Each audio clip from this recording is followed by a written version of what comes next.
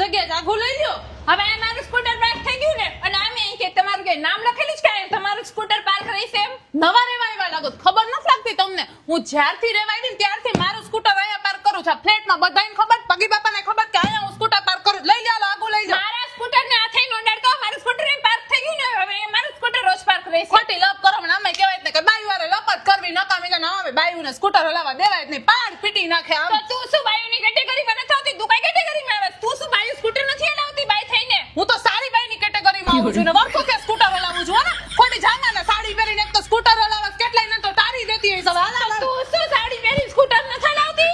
હું વર્ષોથી સાડી પહેરીને સ્કૂટર હલાવું છું. હો ને અને સાડી ઉપર શું છે? સાડી પહેરવી તો આપણી પરંપરા કહેવાય, ગર્વની વાત કહેવાય. હવે આ તો મોઢા પરથી દેખાય છે કે આજ તો તે ખાલી મારે સ્કૂટરની જગ્યા અડપી લીધી. કાલ સવારે ઉઠીને તો તું તારા ખાનદાનને અડપી લઈશ, ઘરવાળાની જમીન જાયદાદ બધું અડપી લઈશ. ખાનદાનમાંથી ડાચા ઉપરથી દેખાય તારી. મારા ખાનદાન ઉપર જાતી નહીં. તારું ડાચું જોઈને તો લાગે છે કે તું તો કોકના ઘરવાળાને ઝડપી લેતી આઈસ વાળી થાસ્તી વાળી ખાનદાન ઉપર જાસ્તી. કેરેક્ટર ઉપર ગઈ તું. હું તો તારા ખાનદાન ઉપર ગઈ હતી, તો કેરેક્ટર ઉપર ગઈ. તું કેરેક્ટર શું કરશો?